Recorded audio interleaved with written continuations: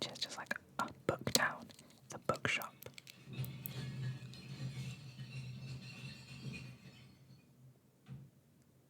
Rudeness by Malcolm. Hulk. I don't know. Hey guys. Long time no see. Okay. This video is a little bit clickbait, okay? Technically, this is not my first ASMR video, but it is my first ASMR video with no braces. And also, I'm in Wales. I've never filmed a video in Wales before. So, there's some firsts for you there. Yeah, it's been a while. It's been a hot sec since I filmed the video for you guys. It's the summer for me. It's the summer for you, but I'm on my summer holidays away from drama school, and I'm in Wales right now for fun times. It is so hot today. It's only meant to be 22 degrees, but we just got back from a walk and stuff, and oh my god, that was unlike anything. And yet I'm still a pale freak, but I'm okay with that. Embrace who you are. Yeah, I usually film at night, but I thought I would take advantage of the blasting sunshine to just film like a natural light video. We're currently staying like opposite a pub, so you can like see the beer garden down there. And I'm sorry for any background noise. There's a road and my family are about. But I didn't really have a plan for this because like we're going home tomorrow and I brought my mic with me, so I thought like I might as well film a video while I'm here.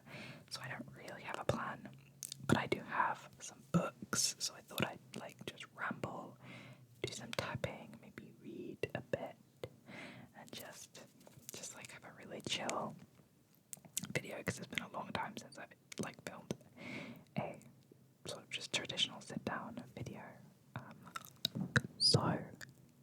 Yeah, it's nice having no braces. I don't think I have a single video without braces, because when I started my channel it was August 2 years ago, so it has been, I missed the anniversary of my channel. I think it was August 4th and it's August 12th, but I've had this channel for 2 years now and I've had my braces for over 2 years, but I got them off in June, which was great. This mic is also covered in cat hair.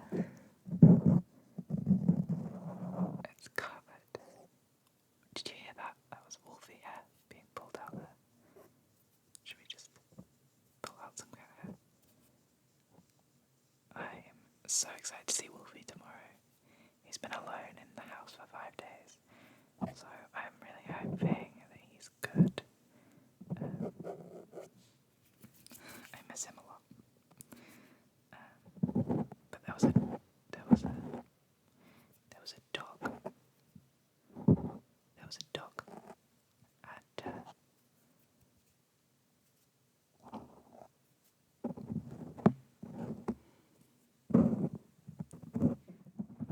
there was a dog today at this house that we went to.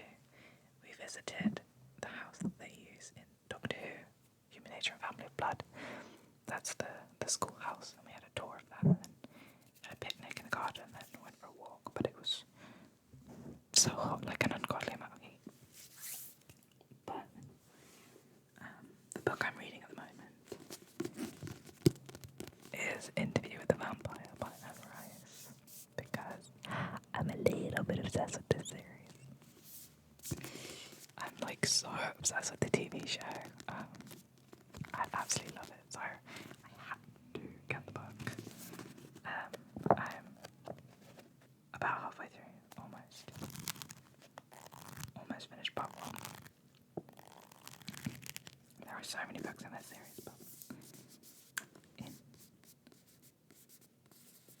interview with the vampire. I've always been obsessed with vampires since I was a kid, so like any new vampire media, love it.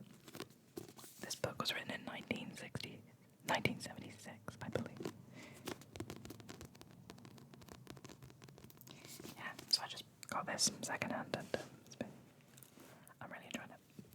It's kind of got me out of my reading slump because I've been in a huge reading slump. I've only read 3 books this year. That is so bad for me. Another book I'm currently reading is this Doctor Who book called The Glamour Chase by Gary Russell. The Doctor and Amy land in Norfolk, which is where I'm from, which is fun. And I'm like halfway through that as well. I was reading 4 books during my slump, which I'm still reading because I never got through them. It was that, a class book, Breaking Dawn again, and the 7th School for Good and Evil book. I just couldn't get through any of them, but then this baby.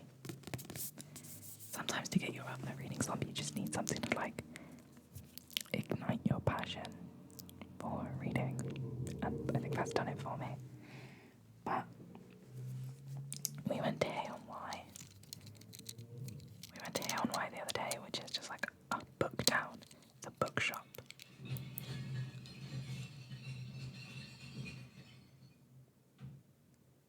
Rudeness. It's a bookshop town.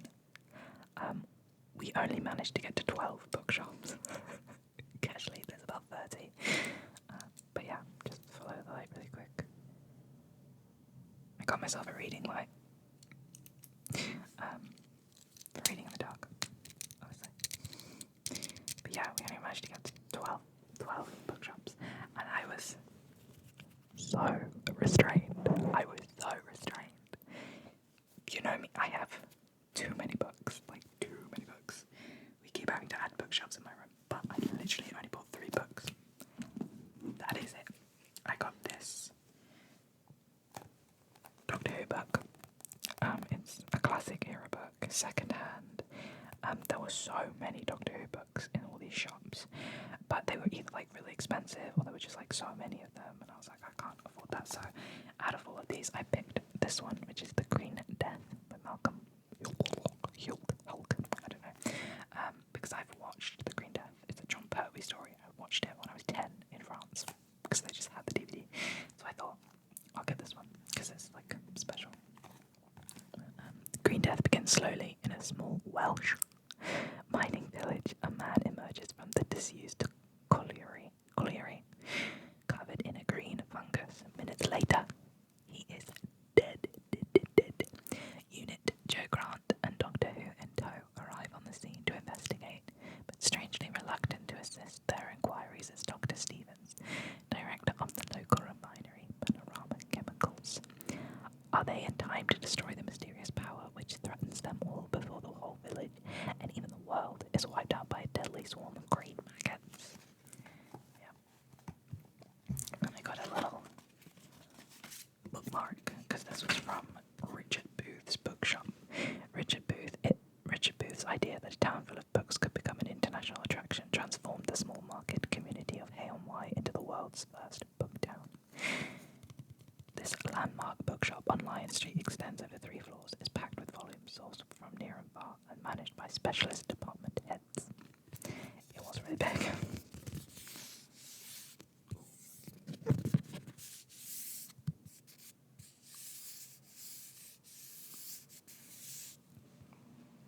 Second-hand and new books bought and sold, art and craft, children's, classics, fiction, graphic novels, history, literature, maps, music, myth and folklore, natural history, science, theology, and more. Yeah, it was pretty cool. So I got that. Yeah, I collect Doctor Who stuff. So, yeah. But I like to get them secondhand because you can get them really cheap. But when they're like 7 quid, 12 quid, 25 quid, it's just, I don't think it's worth it. I also got this Doctor Who book that I found because I think it's very cool because it's all in Welsh. It's in the Welsh language. I know a little bit of Welsh, but not enough to read a whole book. But I just thought it's cool. I'm in Wales. Forgive my pronunciation, but Dewis D. Dinget. I'm not sure. Irif or Raf. So bad. I'm so sorry, but it means Choose Your Destiny, The Cold War by Colin Brake. As you can see, it's got the 11th Doctor and the cigarette. As you can see, it's all in Welsh. I just thought that was cool. I'll never read it, but unless I like use Google Translate. But I just think it's a cool thing to have. And then I'm so excited about it. This was my other option of books to get me out my reading slump, but I got that first. I got my Lady Jane. If you guys have seen this show on Amazon Prime, I love it. I absolutely love it. This was like so close to becoming a hyperfixation. I could feel the bubbling start of it, and then I got into Interview with a Vampire, and that just took over. But yeah, if you guys haven't seen the show on Amazon Prime, like, do it, or like, I don't know. Rude. But I'm really excited to read this. It's like enemies to lovers. Basically, if you don't know, it's a retelling of the story of Lady Jane Grey. You know, she was queen for like 9 days, although never officially queen because she never had a coronation, which is why she's not like really considered in like a queen. So like in the Horrible Histories King and Queen song, she's not in that, for instance. But it's like a reclaiming. Like there's 3 books in this series reclaiming 3 Janes from history. We've got Lady Jane Grey, Calamity Jane, and Jane Eyre, I think. But it says, "Dearest Jane, sorry I made you marry a horse. Your father-in-law is trying to kill me. Send help." This is the story of a real Queen of England, not the nasty version where her head is chopped off, but the one with lots of humour, romance, and galloping around. Lady Jane must keep her wits to survive, but it's tricky when your downfall is being plotted and your new husband forgets to tell you that he sometimes turns into a horse. I love it. I really like retellings of history. So it's like the plot of, it's the history of Lady Jane Grey, but there are these people called Ethians who are like mythical creatures and they like can turn into animals. It's all sort of like an allegory for Catholicism, which I think is really cool. But the show is phenomenally done. I really, really enjoyed it. And I keep having dreams about Edward Blumel for some reason. Really weird. I like really, really rarely dream about the things that I watch, which is so annoying. You'd think I would if I like see them every single day. I never dream about Doctor Who. I never dream about Merlin. Like, ridiculous. I've already had 2 dreams about the guy from this. Strange. Yeah, this is the only new book that I've got.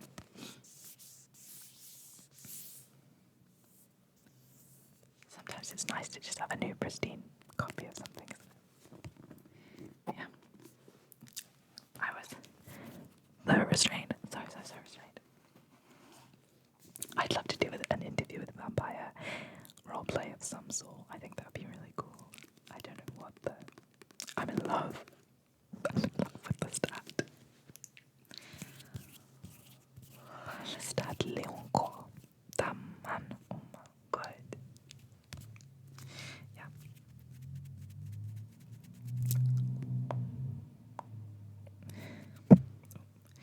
I have a roleplay, like a proper roleplay that's like, it's all uploaded, it's all ready to go. I've added a thumbnail and everything. But I've just been so nervous to post it because it's like, oh, my thumbs popped then because it's like my first proper roleplay and I'm too nervous to do it. I'll do it at some point. I filmed it a year ago and it's just stressful, you know. I think I'm probably gonna end this video around about here. It's just very impromptu and an opportunity to use a cheeky clickbaity thing. Let me read you the first page of this book. See if it inspires you to buy it. Part 1. I see. Let me tell my vampire, my microphone. I see. So said the vampire thoughtfully, and slowly he walked across the room towards the window. For a long time he stood there against the dim light from Divisadero Street and the passing beams of traffic. The boy could see the furnishings of the room more clearly now, the round oak tables, the chairs, a wash basin hung on one wall with a mirror. He set his briefcase on the table and waited. "But how much tape do you have with you?" asked the vampire, turning now so the boy could see his profile. "Enough for the story of a life." "Sure, if it's a good life. Sometimes I interview as many as 3 or 4 people a night if I'm lucky. But it has to be a good story. It's only fair, isn't it?" "Admirably fair," the vampire answered. "I would like to tell you the story of my life, then. I would like to do that very much." "Great," said the boy, and quickly he removed the small tape recorder from his briefcase, making a check of the cassette and the batteries. "I'm really anxious to hear why you believe this. Why you—" "No," said the vampire abruptly. "We can't begin that way. Is your equipment ready?" "Yes," said the boy. "Then sit down. I'm going to turn on the overhead light." "But I thought vampires didn't like light," said the boy. "If you think the dark adds to the atmosphere." Rude. But then he stopped. The vampire was watching him with his back to the window. The boy could make out nothing of his face now, and something about the still figure there distracted him. He started to say something again, but he said, "Nothing." And that's all you're getting. It's a really good book. I'm enjoying it. But the show, do yourself a favour. It's on BBC iPlayer if you're in England. I mean, Britain. Do yourself a favour and watch it. But yeah. Oh my god, it is so hot. I've got to go now and just lie down. It's impossibly hot. But yeah, this was my first ASMR video with no braces and in Wales. I hope you enjoyed. I'll try and make some more content and just, I don't know, been busy doing lots of stuff, hobbies and stuff.